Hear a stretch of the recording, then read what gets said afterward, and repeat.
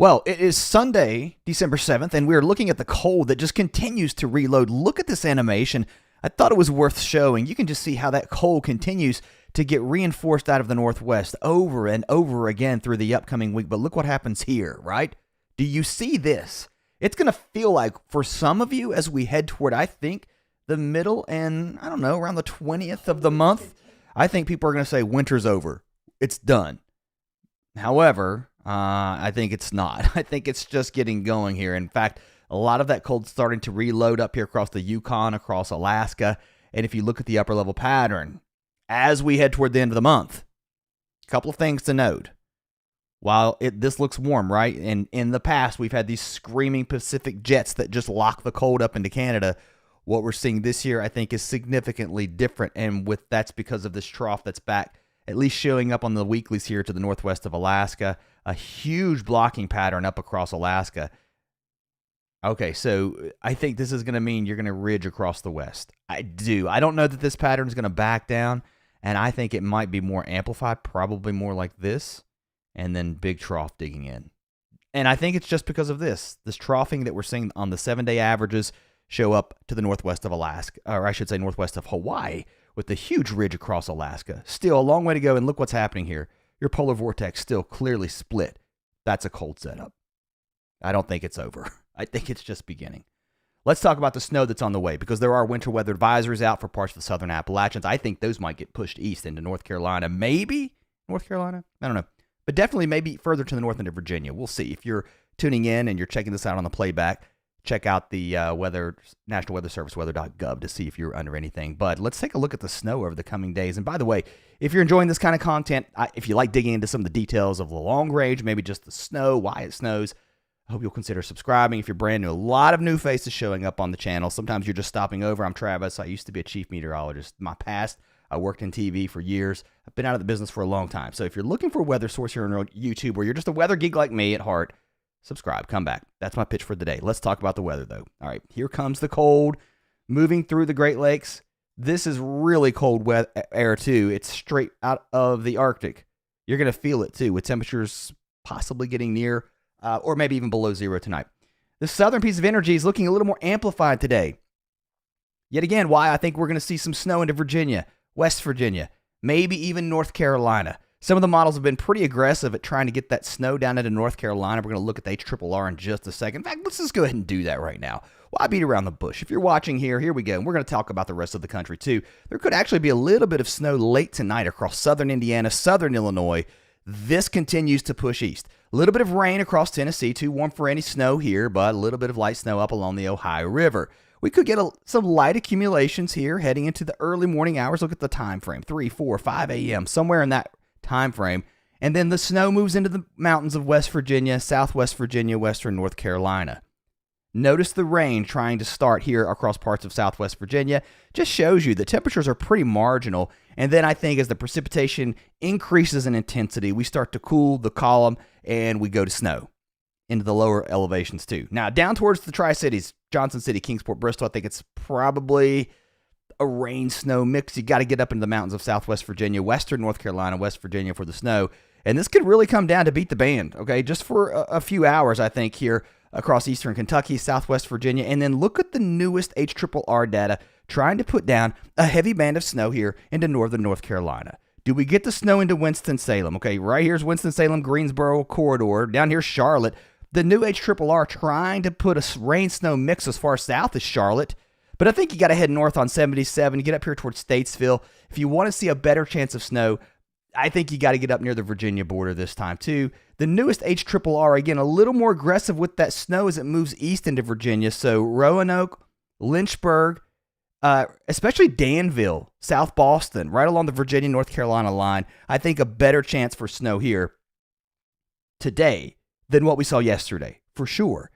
And I'm going to go back on my words and say, I don't know if the snow's going to make it up to Ashland, Virginia. I think it will now, okay? Doesn't look like it's going to be a big snow. And look how the edge of it getting very close here to Dulles, up to D.C. Very close. I don't know if it even makes it to Dover. Your heavier snow, though, possible to the south. And as that moves into eastern Virginia, this time around, it looks to me like we might be too warm along the beach, but Rain transitioning to snow at the end, maybe, as this low gets going off the coast, and it moves away pretty quickly.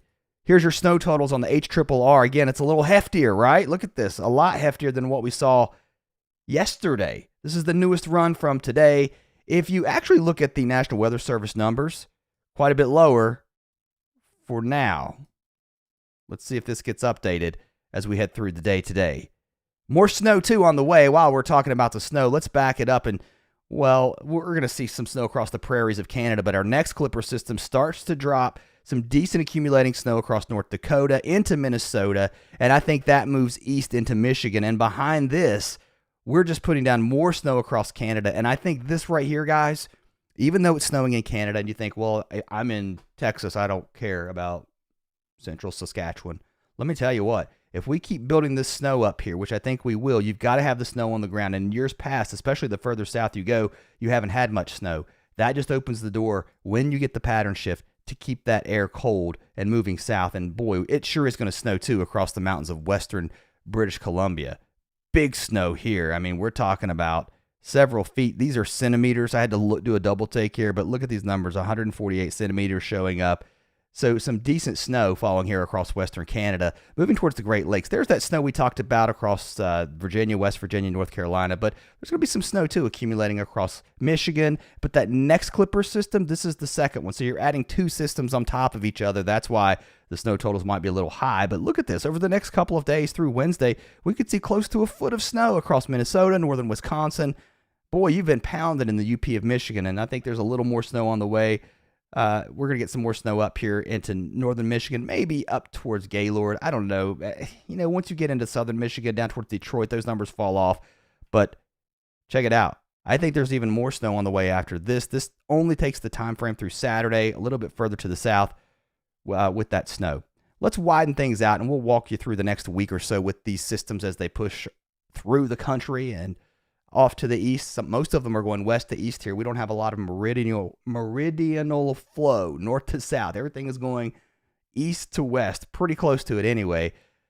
Very zonal flow. I'd argue maybe a bit of a northwest flow here, and we're watching these systems dive in from the northwest. Here's what's interesting. It could be warm enough on the southern side of this next system to bring just some rain here to parts of the Ohio Valley. There's that again. That's the snow that we were tracking that could get heavy here into Wisconsin, into Michigan, moving into Ontario, and then lifting up the coast. It's curving in right around our trough as our big polar vortex spins here across the Hudson Bay. Everything rotating around this just like that. That low could intensify as it gets towards the coast, could put some heavier snow here into eastern Canada. The northwest flow continues. We start to bring that Pacific moisture into the northwest with inches of rain possible, several inches, 4 or 5, I don't know, maybe even more inches of rain possible as we see this huge fetch of Pacific moisture, this plume just plow into British Columbia, parts of Oregon and Washington over the coming days. And some of that snow makes it inland too, and it could be heavy at times. All right, let's continue to push this out in time. The pattern, I think it does start to change once we get toward the middle of the month. But again, I don't think it's over. We're just going to keep building that cold air.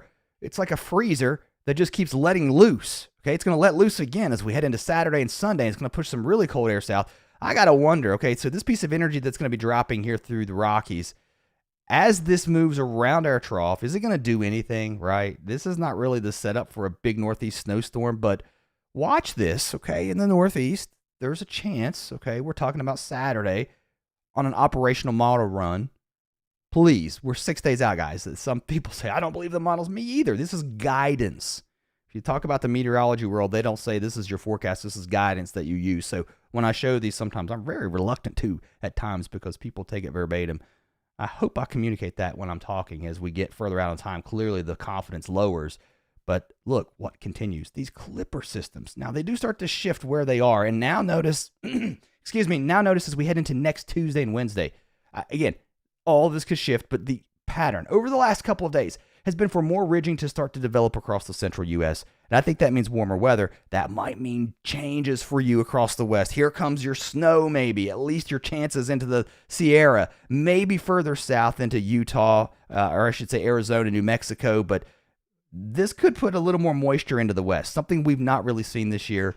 And then things kind of get wonky as we get out further in time. Let's track the systems closer here. We'll get into the west first. And again, that huge plume of moisture is dropping heavy rain. Bang, it's really going to pick up heading into Monday. Seattle, Portland. You're going to get some heavy snow into the mountains. The snow levels are going to be really high here across Oregon and Washington State for this time of year, but it's going to dump snow, though, into British Columbia, along the Alberta-British Columbia border here. Big snow into Montana, into Idaho, too, into the higher elevations. Feet of snow, I think, a couple of feet anyway, once it's all said and done. And look, by the time we get into Wednesday, we just do it again, and then that cold air slips down east of the mountains. Here's a look at your temperatures. One thing I'm telling you, and I was watching Boise, for example, it's not going to get that cold in the valleys. I mean, look, highs in the 50s, overnight lows in the 30s. It's not that chilly. The cold air, friends, is slipping east of the mountains in this northwest flow. And it's going to be really cold, too. These are temperatures in Fahrenheit. So you're talking about 15 to 20 degrees below zero from Saskatchewan, Manitoba, down into North Dakota. That cold, look at that. It's really going to start to slip to the southeast as we head into the weekend. So another shot of chilly air. Staying relatively mild across the west, though, for winter standards. We're not officially in winter yet, but meteorological winter started December 1st, and we're off to a wintry start for sure across the upper Midwest with rounds and rounds and rounds of snow. Here comes the next one on Tuesday. The one following that on Wednesday is going to be a little bit further to the north. Okay, so that's going to bring some warmer air. And by the way, it's going to stay relatively warm across the south. I do not ignore my friends in Oklahoma, Texas, Louisiana, Arkansas, all the way down across the south. It's just you're not getting the weather right now. It's quiet, looking beautiful this week. The further north you go, not so much. Cold. We are going to see temperatures drop some behind this system across parts of the lower Mississippi Valley. But overall, though, things staying relatively warm across the southwest as we see this sharp dividing line and our clippers flying from northwest to southeast right along that boundary. And that continues for the next couple of days until it doesn't. And I think that's going to be, again, heading into the 15th, 16th, and 17th. Boy, do we get warm enough to see rain. It's hard to imagine, right? It's going to rain as much cold as we've seen into Michigan and Wisconsin, but it's on the table maybe. And then I think we turn cold behind that. I've explained that why. If you missed it, go back to the beginning. We talk a little bit about the long range. Here comes the cold as we head into tonight. Look at the single digits for lows. We may actually warm up through the night across Minnesota as our winds shift a little bit out of the west, and then highs tomorrow warming up into the teens. That's going to feel nice after the lows in the below zero. And then as we head into Tuesday, look how warm it gets across the southern and central plains. We've got some warm air moving north out ahead of that next system. Again, that's why you could see some rain further to the north. But behind it, once it drives by, you're going to pull down some more cold air. And the next one, I think the one by the end of the week, could really pull the cold down. There's not wind chills here. These are modeled temperatures well below zero. You've got single digits and teens. I want you to notice this. This would be your highs heading into Saturday. So can you imagine afternoon temperatures in the single digits across northern Missouri? We're talking about teens and 20s, even Little Rock down to highs only around 30. It's pretty cold, and that moves east. Across the east, some light snow moving through the Great Lakes, also the northeast, some decent snow into the Green and White Mountains, a couple of inches possible across this region as a weak system moves through Maine. So even into down east Maine, there could be some light snow here accumulating.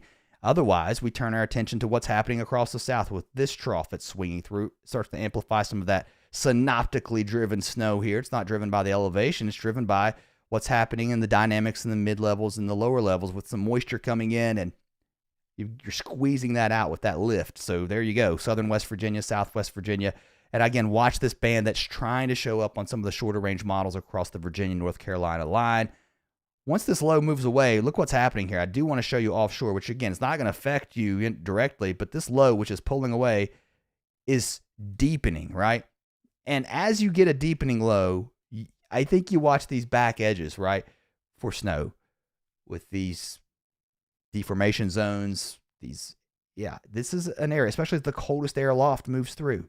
All right, this would be heading into tonight into tomorrow morning early, and then it's done. Here comes the next weak system too, bringing some snow into Wisconsin, Michigan. This isn't going to drop a couple of inches, but the second one, this is the one to watch that could have the heavier band dropping in from Minnesota, Wisconsin into Michigan, and then this rounds the bend, if you will, with some snow again into Toronto, up to Montreal. This could bring some decent snow. And then look on the back side of this, the southern side, we try to pull some warm air up from the southwest, and that's why we're mixing with a little bit of rain here across Ohio and Indiana.